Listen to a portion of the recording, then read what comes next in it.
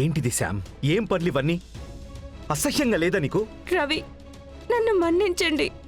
నేను అలా జరుగుతుందని అనుకోలేదు. ఏం అనుకోలేదు?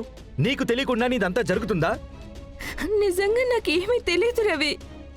నన్ను నమ్మండి ప్లీజ్ రవి. మీ కాళ్ళ మీద పడి వేడుకుంటున్నాను ప్లీజ్ రవి. శామ్, పైకి లే ముందు. ఎందుకు ఇలా డ్రామాలు ఆడుతున్నావు? పైకి లేమని చెప్తున్నాను కదా.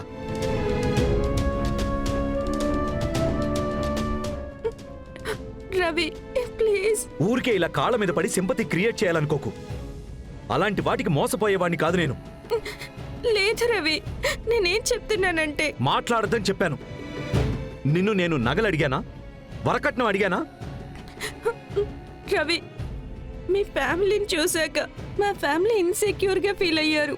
రేపు ఏ మాట పడకూడదని వాళ్ళంతటా వాళ్ళే ఇదంతా చేశారు.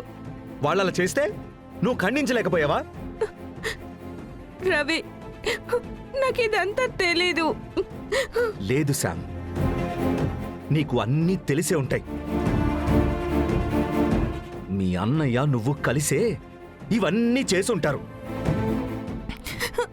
రవి ఒట్టు రవి, నాకు ఇవేవీ తెలీదు. తెలుసుంటే నేను దీన్ని ఆపేదాన్ని. ఇంత పెద్ద తప్పు జరగనిచ్చేదాన్ని కాదు రవి. అయినా నాకు తెలియక అడుగుతున్నాను. మనం పెళ్లి చేసుకుని లైఫ్ మొత్తం కలిసి బ్రతకబోతున్నాం అనుకుంటున్నావా? లేదు రవి, అది లేదు. లేదు, నువ్వు చేసిందంతా చూస్తుంటే అలాగే అనిపిస్తుంది. శామ్, ఇది నిజమైన పెళ్లి కాదు, నకిలీ పెళ్లి. ఇది ఒక అరేంజ్మెంట్. పెళ్ళైన కొన్ని రోజుల తర్వాత మనిద్దరం విడిపోతాం. అదే కదా మాట్లాడుకున్నది. అది మర్చిపోయావా నువ్వు? లేదు రవి. మరి ఇంకేంటి? ఈ పెళ్లి గురించి కూడా ఇంత సీరియస్ గా గౌరవం అది ఇది అంటున్నావేంటి? నాకేమాత్రం నచ్చలేదు. శామ్, మొదట ఇది నిజమైన పెళ్లి అనుకోవడం మానేసే. అప్పుడే సగం సమస్య పరిష్కారం అయిపోతుంది. ఇంకొక్కసారి ఇలా జరిగిందంటేనా మర్యాదగా ఉండ చెప్తున్నాను.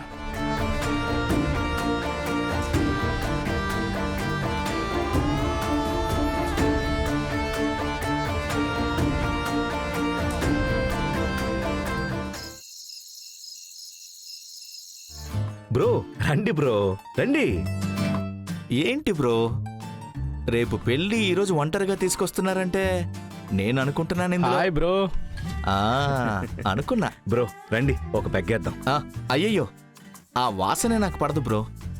మీరు మొదలు పెట్టండి. బ్రో, మీరు వేసే సరుకు జిన్ను. 4 బీర్లు ఒకేసారి తాగేయగల సత్తా ఉన్నోడివి. ఏంటి బ్రో ఇలా మాట్లాడుతున్నావు నువ్వు? అలాంటిదేం లేదు బ్రో, ఎవరో కథ చెప్పినట్లున్నారు.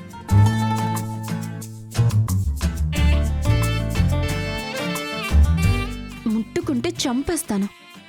నేను తాగుతానని చెప్పనే లేదే. బ్రో, జస్ట్ కంపెనీ కోసం ఊరికే ఒక స్మాల్ మాత్రం వేసుకోండి. ఒక్కటంటే ఒక్కటి. వద్దు, బుద్ధిగా వచ్చాయి. ఓకే ఓకే, నువ్వు వెళ్ళు. కదలమంటుంటే కలర్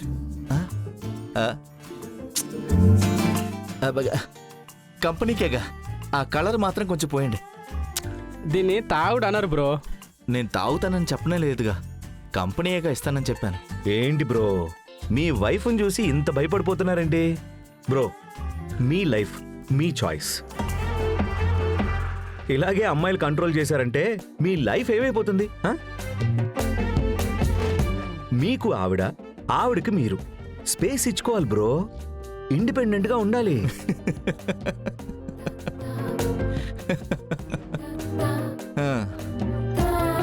ఏంటి బ్రో నవ్వుతున్నారు? ఉండండి.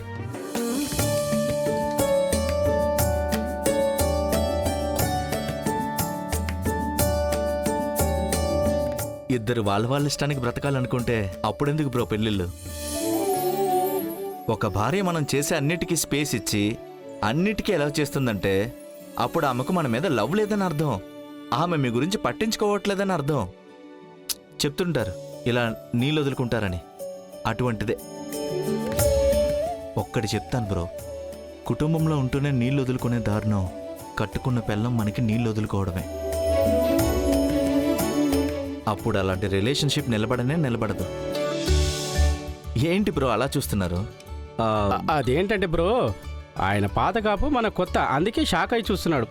మామా ఏరా మామా, ఇదిగో తాగరా, తాగు. ఆ, బ్రో, లైఫ్లో మనం డిసైడ్ చేయలేని బంధాలే, అది మన తోడబుట్టిన వాళ్ళు, మనల్ని కన్నవాళ్ళు, ఇలాంటివే కదా.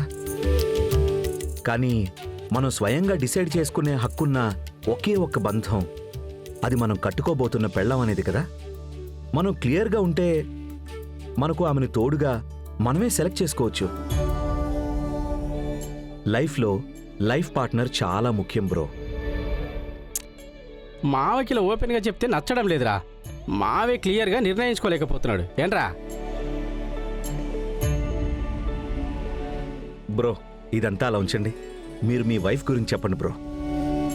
నా వైఫ్, ఒక కుర్రాడు ఒక పిల్లను లవ్ చేశాడంటే ఆ పిల్ల నుండి అతను ఏం ఆశిస్తాడు? జాలీగా ఊరంతా తిరగడం, తలుచుకున్నప్పుడల్లా ఫోన్లో మాట్లాడడం, అప్పుడప్పుడు లైట్గా టచింగ్ కిస్సింగ్. ఏంటి బ్రో నవ్వుతున్నారు? అవన్నీ జరిగేవేగా. మా మధ్య అలాంటిదేం లేదు. మొదట తనకి తన ఫ్యామిలీయే గొప్ప. ఆమె ఫ్యామిలీ అంటే ఆమె పుట్టిల్లు మాత్రమే కాదు, నా ఫ్యామిలీని కూడా చేర్చి చెబుతున్నాను. బ్రో, నేను రోడ్ల మీద తాగుబోతుగా తిరిగేవాడిని బ్రో. నాకెవరూ విలువిచ్చేవారు కాదు, కుటుంబంలో అయినా బయటైనా. వీడొక జులాయి, ఊరికి అపకారి అని అంటుండేవారు. ఈరోజు నలుగురు నాకు విలువనిస్తున్నారు. ఇంట్లో మా నాన్న మర్యాదగా చూస్తున్నారు. దీని అంతటికీ మూల కారణం ఎవరు అనుకుంటున్నారు? ఆమె మాత్రమే.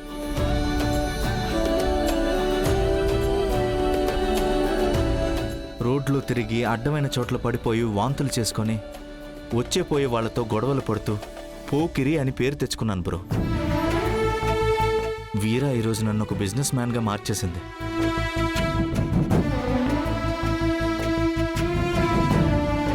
కట్టుకున్న భర్త తాగితే పెళ్ళం అడ్డుపడాలి.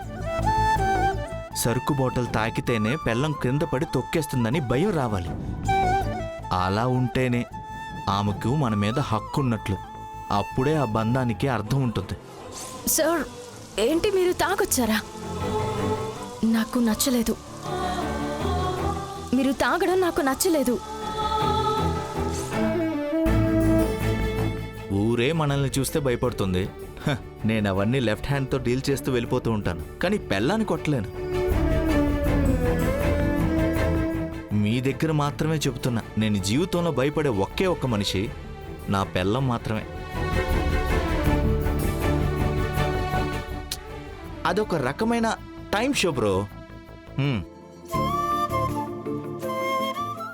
చాలామంది పెళ్ళం మాట వింటే పెళ్ళానికి దాసుడు, పెళ్ళం కొంగు పట్టుకొని తిరుగుతూనే ఉంటాడు అంటుంటారు. అలాంటివన్నీ పట్టించుకోకూడదు బ్రో. పెళ్ళం మాట వినాలి బ్రో, అప్పుడే లైఫ్ బాగుంటుంది.